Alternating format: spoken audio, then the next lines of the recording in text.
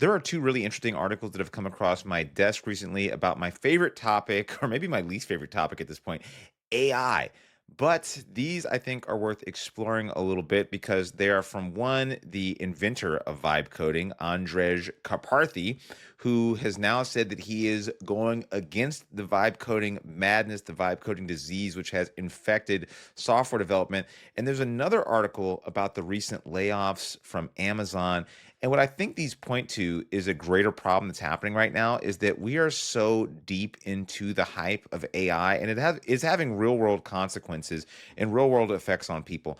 I'm going to be speaking at a small college tonight, and I was at an event a couple weeks ago in San Francisco where I heard somebody say this phrase that really got to me.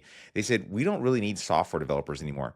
And this wasn't coming from somebody who is a software developer. It's coming from somebody who's a CEO at a company. And I thought, this is really hurting people.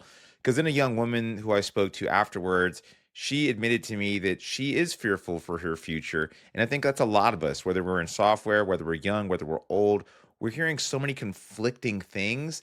And even I sometimes really doubt my own opinions and takes on AI and what it's going to do.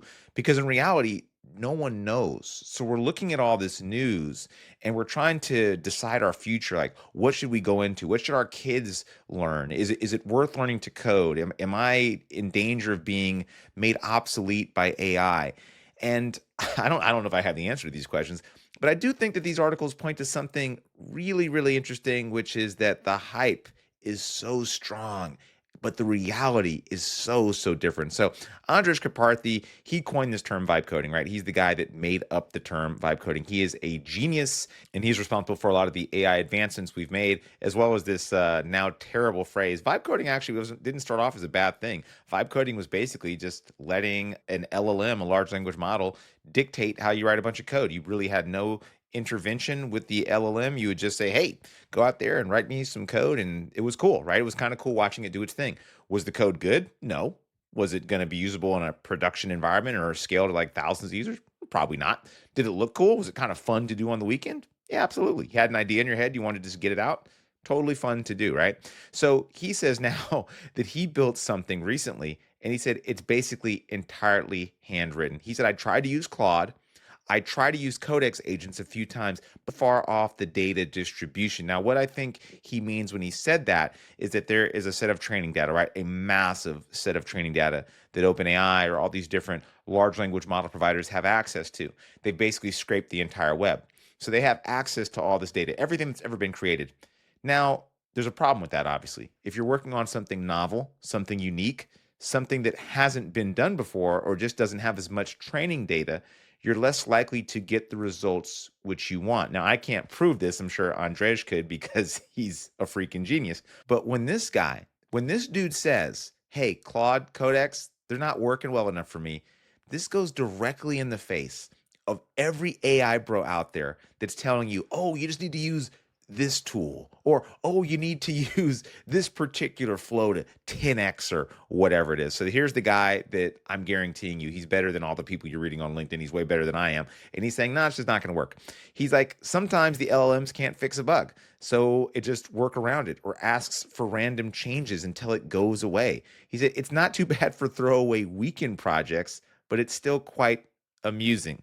Right. And they go on to say, "Hey, research has found that AI actually slows down developers." I feel like the normies and the people that aren't into coding are actually finally starting to see what a lot of us that write code for a living are seeing, that, hey, this isn't really all it's cracked up to be.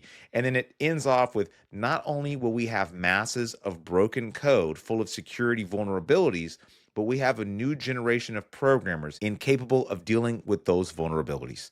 This is not a good thing for our future as software developers or the world, if I'm being, a little bit hyperbolic here. But I mean, seriously, if we make a generation of people that either think, one, programming is dead and no one should learn to do it, or that vibe coding is the solution to creating software, then we are shooting ourselves in both feet trying to run a marathon and competing with other countries that I bet you are going to eat our lunch in the near future if we don't reinvest in the future, in our children, as corny as that sounds. But we cannot just tell kids, hey, AI is replacing all jobs. Don't do anything. Give up. It's too late. Don't learn to code. Do anything else for God's sakes. It's like, no, no, no, no, no.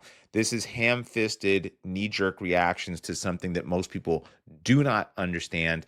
And this last article, which I want to end off with, which is AI isn't replacing jobs, AI spending is. I've said this. I'm sure that most people are kind of realizing this. And it's like ridiculous when you see these layoff news articles. It says, hey, we're firing 14,000 people from Amazon. And they go directly into this. They say that we remain skeptical of the claim that AI is responsible for these layoffs. And they're talking about Amazon specifically.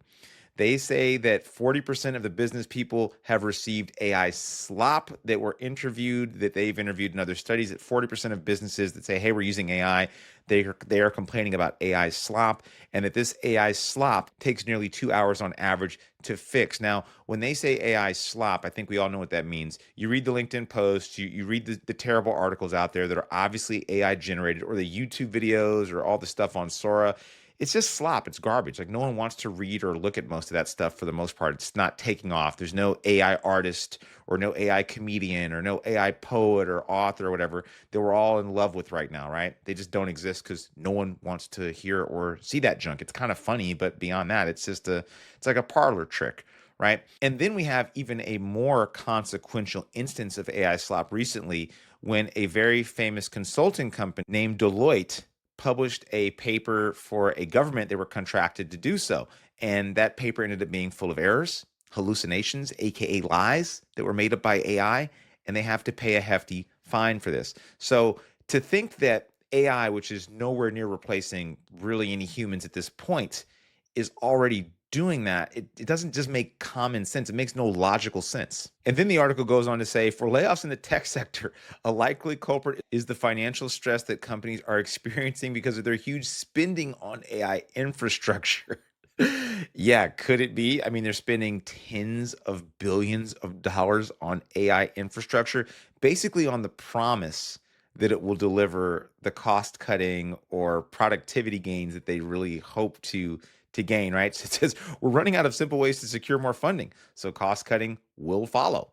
I maintain that companies have overspent on LLMs before establishing a sustainable financial model for these expenses. Basically, it's like, yeah, you're betting on the technology replacing workers, but it's not really there yet. So now you're just replacing workers preemptively to say, hey, well, AI is going to make these jobs redundant here. Now, this is, a tale as old as time, right? Something happens in the market, a nice culprit comes along that you can easily blame something on. So we can say, we're firing lots of people. It's not because we overspent or over-indexed on AI. It's because AI is just so good, right? So Amazon lets off 14,000 people. And then on an investor call, the CEO admits that it's not really even AI driven. This honestly makes me a little bit pissed to read, because that was all the news was really saying. And then publicly, the message was, hey, AI is enabling us to innovate so much faster, and that, oh yeah, we're like able to be so much more efficient. But then when he's talking to investors, he's like, oh yeah, it's not really even AI driven. So what is it then? So it's AI driven in the fact that you've overspent on AI, and now humans are paying the cost for a technology that is not really there yet. And we all know it's not there because we use it every day at work, and we know that it's not doing the difficult jobs that most of us are doing. Now, obviously, for some of us, we're more at risk than others. I spoke to a friend of mine who's a data analyst. He does feel like a lot of his job is able to be done by AI, right? Or pieces of his job. I talked to a couple lawyers. In fact, I hired a lawyer a couple years ago, and I was using ChatGPT to give me some legal advice and draw up a contract. I believe this is no longer available through ChatGPT. But even he said, hey, this is pretty good. Like, this gets you 80% of the way you needed to get with the contract. The contract was still wrong, but it got me pretty far. And that was a $5 service compared to a $500 service or a $20 a month service compared to a $500 like an hour service, right? And then the article goes on to say, hey, the lack of transparency doesn't help. Yeah, these companies that own these large language models and these AI technologies, they're not publicly traded. They don't have to open up their books to us. We don't know what they're making. We know they're losing tons of money because they admit they're losing tons of money. And then finally, it says what we're all thinking or what I've been thinking. College graduates are having a hard time finding jobs, and we're pushing this narrative down their throat that there's no point. That, hey, don't prepare for jobs, right? So don't even prepare for jobs. Don't study computer science. Drop out of college. Go into blue collar fields, which I don't think is a bad idea at all. In fact, I encourage my kids to also explore those types of occupations. At the same time, though, I'm not telling my kids not to learn computer science. I would love for them to learn how to code because I do think there's a valuable future in that. And I think it's actually going to be even less competition in the coming years because I do think that as we encourage a generation of people to just immediately reach for a large language model to construct code, and we keep telling people don't enter in the field, we're going to have a really bad mix for the economy, but a very good mix and a very great environment for people that are competitive that want to enter in the field because I think the barrier to entry is actually going to fall.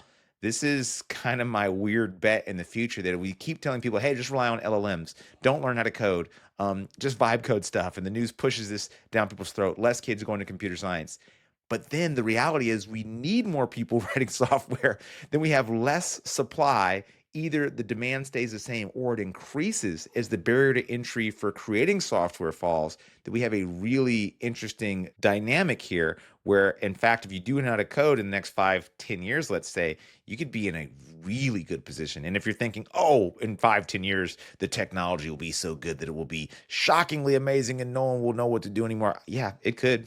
But what other technology have you ever seen in your lifetime or in history that has ever had that trajectory and has never slowed down or reached a plateau? Have we reached a plateau? I don't know. Read the articles, they're in the show notes, and tell me what you think about them. But I do think this points to an interesting change in the tune that we're seeing from media. I hope this trickles down to the larger media corporations and the normie media so they can stop jamming this stupid narrative down our throat that AI is just coming to take all our jobs and that it already has. Hope you found that helpful. I'll see you around.